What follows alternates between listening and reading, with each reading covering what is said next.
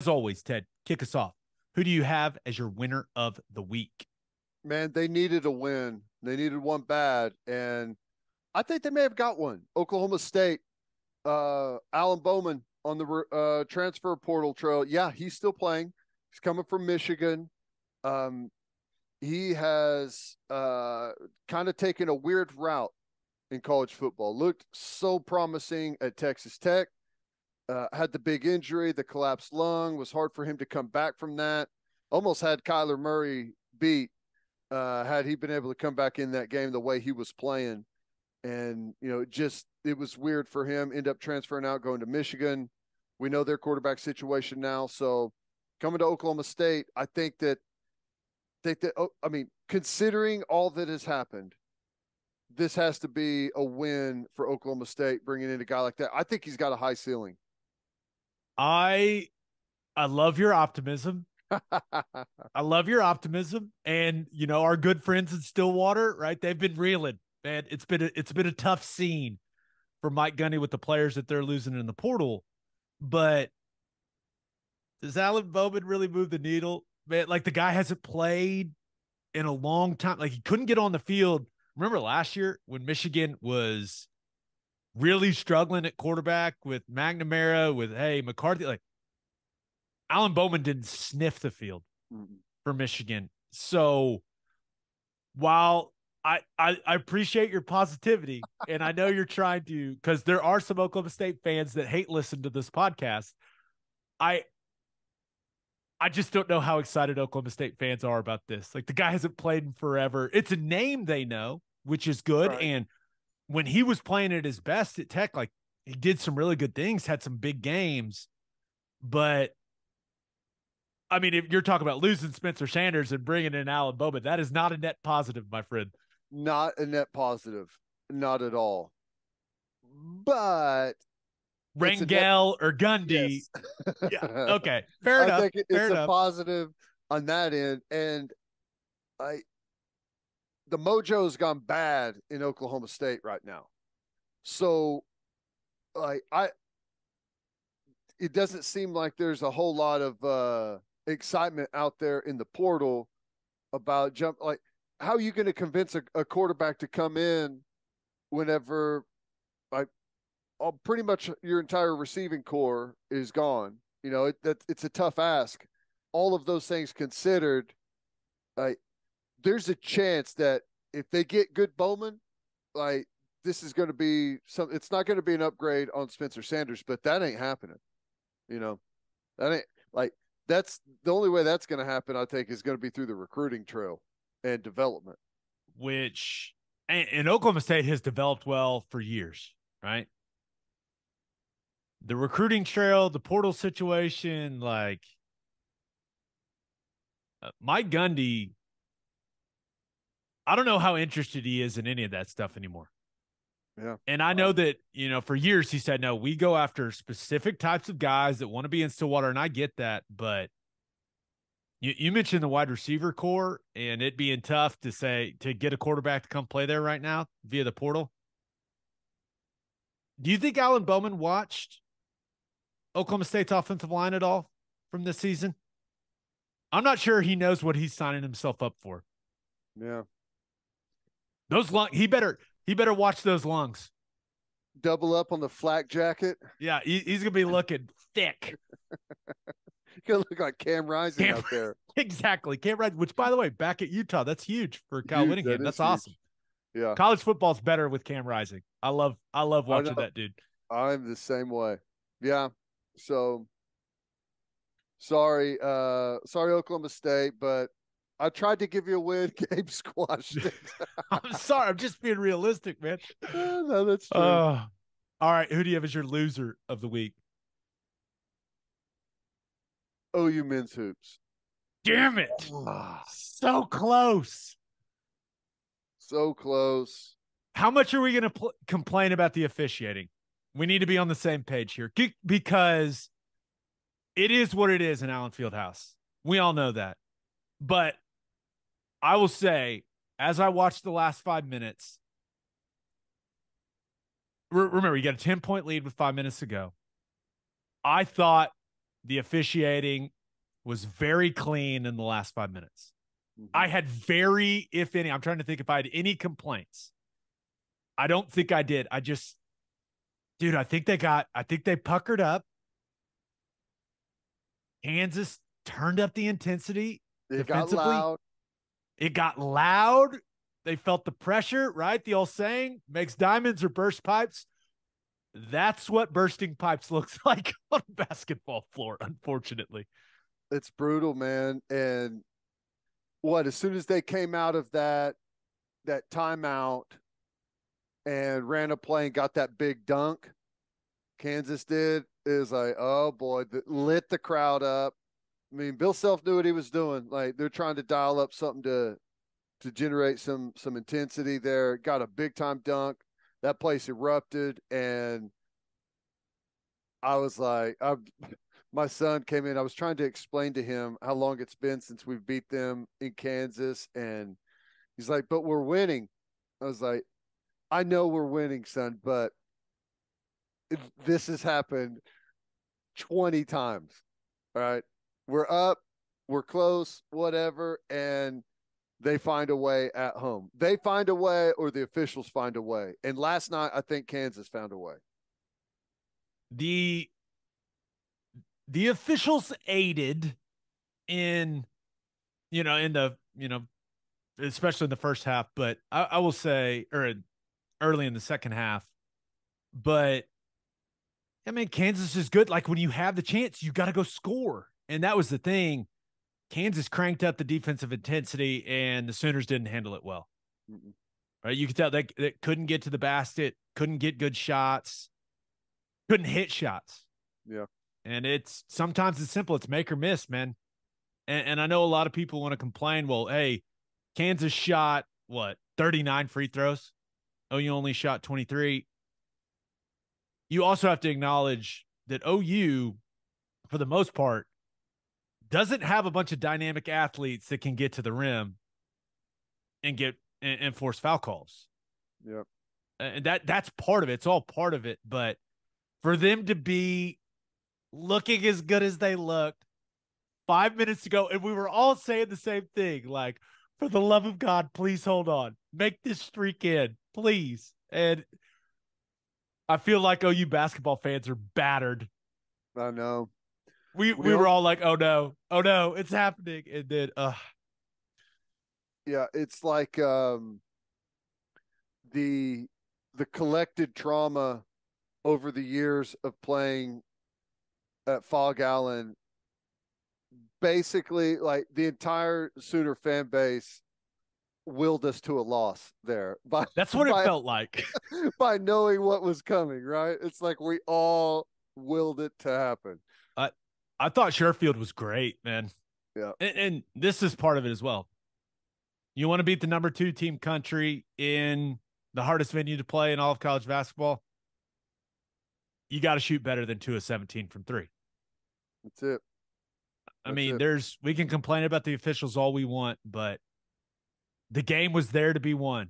They defended so well. Like, you could just tell Kansas was so uncomfortable for so long, but they let the ghosts of the fog get to them in the last 5 minutes, man. That thing snowballed quick. My goodness.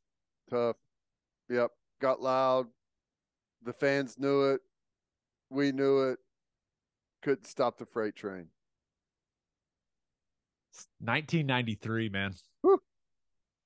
I was 3. I was trying to explain to my son how long. I was like, it's been since 1993 since we won there. And we play there every single year. Yeah, it's crazy. Maybe next year? Yes. Next year. Positivity, Ted. Here we go. That's it. All right, let's get to my winner and loser. But first, First Fidelity Bank is a full-service financial institution based in Oklahoma with tailored solutions for all your personal and business needs. Checking accounts, saving accounts, home loans, and much more. They do it all, whether it's online banking from your computer or mobile banking from your phone. Everything is stress-free with FFB. Making mobile deposits, paying bills online, and moving money to different accounts could not be easier. First Fidelity Bank provides free ATMs worldwide, making banking convenient wherever you are. They also give back to the community. FFB donates a total of more than $500,000 to local charities and educational foundations. Make your life easier and go bank with First Fidelity Bank. Visit ffb.com for more information. And if you are a whiskey or bourbon drinker, stop what you're doing. Head to your favorite liquor store and buy some Balcones products. You got to grab some of Balcones Lineage single malt whiskey. It was voted one of the top 20 whiskeys in the world by Whiskey Advocate, and you'll be shocked by how affordable it is. Also, you got to snag some of Balcones Baby Blue Corn whiskey. It's made from blue corn. That's the fancy corn. And that is why it has won more than 25 awards. Last but certainly not least, you got to buy some of Balcones Pot Still Bourbon. Its big flavors make it the perfect bourbon to drink year round. Remember, Balcones Single Malt won the Best in Glass competition back in 2012, beating brands like Johnny Walker and Macallan. This stuff is the real deal, people. If you love great whiskey and bourbon at a great price, then Balcones products are the only way to go. The whiskey may be made in Texas, but the owners are from Oklahoma. To find a liquor store that has it, visit balconesdistilling.com. All right, for my winner of the week, thought about going with every team in the Eastern Conference in the NBA except for the Brooklyn Nets because, dude, the Nets have been on an absolute heater. Yep. Won 9 out of their last 10, won 18 out of the last 20. But KD goes down with a sprained MCL. And you would assume that will allow some of these teams in the East to make up a little ground. We'll see how long he's out. He is having an unbelievable season, averaging 36-5. They've been winning all kinds of games. Seems like they've Kyrie's balling too, isn't he? Yeah, well, all the dumb shit has been put to the side, like they're just playing basketball, man. And even Ben Simmons, like the other day, he hit a free throw. It was remarkable. What? Yeah. Oh, yeah. Okay. All right. But it'll be interesting to see how long Durant is out. But, yeah, they've been playing good basketball. But the other teams in the East have to be like, oh, okay, let's take a breath. They're the freakish 7-foot man that hits every shot is on the shelf for a little bit. Yeah. Better take advantage, win some games, make up some ground. Yeah. Also thought about going with our man, Shane Beamer. Spencer Rattler coming back for another season. It's big. And while he was up and down, like if he can play the way that he played down the stretch, those last couple of weeks for them, I mean, that'll be huge for South Carolina. You know, experience at the quarterback position is great. So, you know, South Carolina, for whatever reason, they lose guys through the portal. Well, it's big for Beamer to hold on to his QB. Oh, that's everything. It wasn't pretty all season last year with Rattler, but you know, he showed up in some big time games whenever they needed him. 5 touchdowns, I think, and was at the Tennessee game. And yeah, it's been impressive, and they need some continuity there. He's lost some players, but he's doing good things, man. Doing good things. I've been proud of Beamer, and that's a fun team to watch. Yeah, no doubt. But my winner of the week,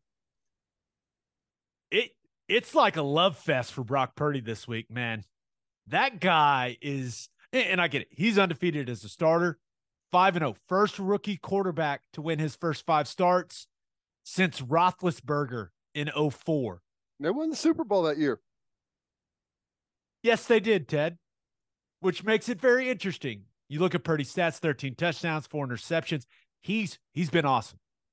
And as a result of that awesomeness, I've seen an unbelievable amount of Brock Purdy content this week. Pro Football Focus picked him as the Rookie of the Year. Pro Football Talk, Rookie of the Year. Peter Schrager went on Good Morning Football, said, hey, I know he's only played 5 games, but guess who would be my Rookie of the Year?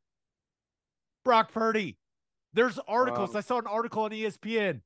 They talked to a bunch of backup quarterbacks that have gone and won Super Bowls because they think Brock Purdy can lead the 49ers to the Super Bowl.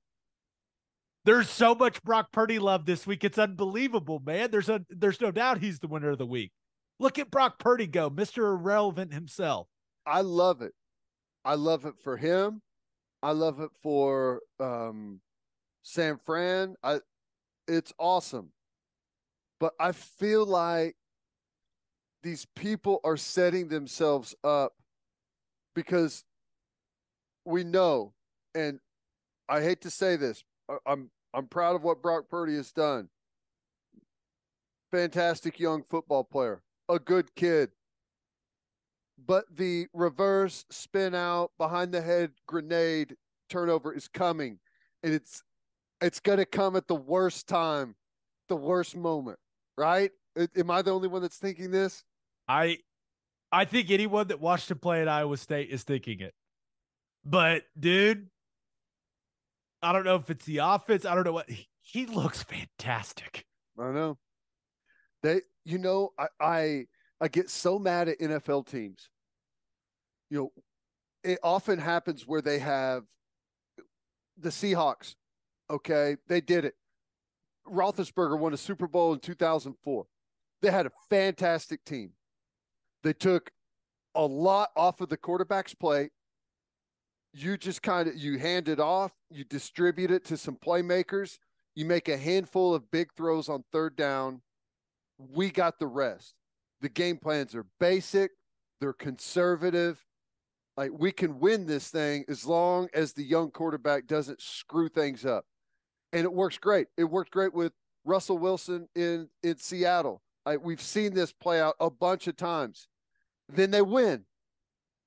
And then they open it up for the quarterback afterwards, right? The next year, it's like, now we won a Super Bowl like that. Just wait until we open up the offense. Crash. Happens. It's on repeat over and over and over. Well, we'll see if old Brock Purdy's able to get it done this year, and then we'll see what Shanahan does next season. Is Brock Purdy the guy now in San Fran? I don't know. But I'll tell you this. If he doesn't win a couple of playoff games, it's going to be hard. They're like a 9-point favorite against the Seahawks. And here, the beauty of it? You can build a roster, right? Because you're not paying your quarterback $50 million a year. I am excited for this weekend. Super Wild Card weekend is fun. And you look at the matchups, Seahawks, 49ers, Chargers at Jacksonville, right? Like the surging Chargers playing against a Jacksonville team that's made the playoffs for the first time in a while. That could be fun. Miami at Buffalo. I don't think that's going to go well. How about this? If a year ago, or let's say 6 months ago, I would have said, Ted, Brock Purdy, and Skylar Thompson are both going to be starting playoff games next season in the National Football League, I think you would have slapped me and be like, dude, you need to go see someone. You're losing it. Yeah, I still am not. I'm not totally convinced that even at this point that it's going to happen still. Well, Tua's ruled out. He's out. Yep. Officially. So it's going to be Skylar Thompson for the Dolphins in Buffalo. At least he played at K-State, man. He's used to the cold. So and it will be that. But it will be that. Yeah. No, I think Giants-Vikings could be fun. And Geno Smith. So how many former Big 12 quarterbacks we got playing in this thing this weekend? Quite a few. Is that it? Yeah. Yeah. Ravens, Bengals. What the hell's going on with Lamar Jackson? I assume he's going to play. I don't know. The weirdest game, and I know it's how the NFL system works, but like Tampa Bay won 8 games. And I hate the Cowboys, but the Cowboys won 12. It doesn't make sense that the 8-win team is hosting the games. Like, it just doesn't. I know. They have a losing record. It's just like, it's the same thing. Like, Tampa Bay has a losing record and they're hosting a 12-5 team, and you have teams with winning records that are sitting at home, like Detroit. It's strange, but at least you know the rules going in. They didn't spring it on you. Well, I guess they did spring some rules on Cincinnati. Yeah, well, and we'll see what that AFC title game looks like. If it's the Chiefs and the Bills, that's going to be interesting. All right, my loser of the week. Thought about going with you, man, because Lincoln Riley announced that Alex Grinch will be retained as USC's defensive coordinator. While that's good for one of your best friends, Brian Odom, like, he's keeping his job. Lincoln said, hey, he doesn't anticipate any staff changes. That means another season for you, and the emotional situation there with USC football. I'm sorry, man. Yeah. It's good. Yeah. It's good for Odom. I'm happy for him. It is good. It is good. And here's the thing, and I obviously know the USC hate fest, and I get it, and I understand the Grinch hate fest, and I get it. But here's the thing about Alex Grinch. He took over at Oklahoma the year after they had their worst statistical defense in program history. He took over at USC the year after they had their worst statistical defense in program history. It's hard to bounce back from that in just 1 year. Now they've got some. I'm guessing that he's keeping that job, but I think Lincoln's going to have some long conversations about what are we going to do to change? Like what's the plan to change? What do we have to do to get better defensively? Yeah, but good luck with that, man. Mm. I'm an incarnate word guy now. Let's go Cardinals. In all seriousness, though, you got Connor McQueen, who's an awesome dude. It's the OC there. Austin Woods is the offensive quarterback. Didn't someone just transfer into Zach quarterback? Calzada, baby. That's Come on. right. Yeah, that's right. Come on, Calzada. Give us the version of you against Bama the other year. That's the Calzada we need for the Cardinals. And how about, so you got Austin Woods O-line, Connor McQueen OC. Guess who the old tight ends coach is going to be at Incarnate Word? Who? Ty Darlington. Really? Yeah, baby. So I'm an Incarnate Word guy now, baby. That's my FCS squad. I've never had one. Now I got one. Ride or die. Let's go Cardinals. Come on. How about that? That's cool. That's fun. I need to get some gear. Where is Incarnate Word? Is it in San Antonio? Okay. Yeah. Nice. We should go to their spring game or something. That'd be fun. Yeah. Yeah. Okay. We should just play them in the spring game. We should just have them up as a scrimmage team. That'd be fun. Maybe not for the Incarnate Word players, but for us, it'd be fun. But my loser of the week, the Oklahoma City Thunder. Very similar. Like Tuesday night was painful for the OU OKC Thunder combo fan, which is, hey, over here, that's me. I know the Thunder aren't very good right now, but when you talk about this rebuild, and I know Chet Holmgren is hurt, I get it. And I know a lot of people think Chet's going to fix a lot of the issues. I get that. But when you're trying to rebuild, you need to win the games you're supposed to win. And I know everyone, including, I want them to have a good draft pick too. Right? I do. But to lose to a Miami Heat team that doesn't have 4 of its starters, that's a bad loss. It's been a long time since I've thought, hey, that's a bad loss for the Thunder. But Kenrich Williams, you got to hit your free throws, man. Hit a free throw. And I know the Heat went 40 for 40 from the line, right? NBA record, of course, right? But how about fouling less? Make Jimmy Butler hit a shot. Don't let him get 23 points from the free throw line. Make him put the ball in the basket. SGA, he was okay. He wasn't his best. Right? Still had 26 points. You're down 1 and you take the super hop step sideways backwards 3. I don't know why. He probably doesn't know why either. Now he's hit similar shots than that to win games before. So maybe that's it. But that's a game you got to win.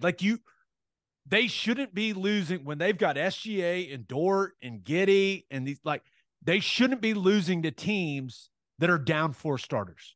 You got to win those games, man. Come on. Yep. Yeah. Frustrating. Yeah, the shot selection thing, it's like when you hit one of those shots to win a game, the coach is like, oh my God. Oh no. Because every time you're going to be trying to get that highlight, spinning, fading, leg kicked up, fall away 3-pointer that is 1 out of 50 with someone's hand in your face. But that's the nature of the game these days. I hear you. I will say I liked what I saw from Josh Giddey in that game. And I don't know if it's because it was a national televised game. And remember, you got to remember, it was a road game in Miami. Who knows what those guys were doing last night, right? Probably having a good time. That's usually how it works. But everyone wants to talk about the Giddy triple double and that, but I just like the effort he played with. It looked to me like he played harder than he's been playing. Like there's some moments where, I look at him like, why isn't he more aggressive? And he looked a little more from an aggression standpoint, like he did last year against the Heat the other night. And that's a good thing. But there's just some head scratching things going on. It's like, hey, Darius Bazley, and I've never been a Bazley guy. Right? I really haven't. I've been pretty damn critical of him, but Rui's going to start and Darius Bazley's going to be a DNP. Like he couldn't have helped you. That's where, I don't know, some of those things. I'm not an NBA coach. And I think just from everything I've heard and been told, Daigneault is earning some respect throughout the league, but I just really pissed off that they lost that game. And it's like Jimmy Butler's now on my list of like players I hate watching because he's just turned into a flopper that acts like a tough guy, and it's like the worst kind of guy. Saja, I'm just lashing out, Ted. I'm sorry. Do you think the Bazley thing, like sometimes whenever it seems apparent that a guy should be playing and he's not, is that a hint of some trade stuff possibly going on? When's the deadline? Is it into February or? Yeah, it could be, right? Yeah, I mean, it could be. Maybe that's the thing, but if they've given up on him, then okay, like I understand. But I mean, you're starting Rui, who is like my height at center, and you got Bazley, long arm, young dude that's got some rim protecting ability, sitting on the bench the entire game. I don't know. Yeah. It is what it is. I just wanted the Thunder to beat the Miami Heat when they're not playing four of their starters. Is that too much to ask? No, it's not. By the way, that was an amazing gambling game. Line was Miami -2. They won by 1. Over under was 221. 223 points were scored. Wow. Those people are amazing. It essentially told you the score of the game before it happened. It's amazing sometimes, man. Wow.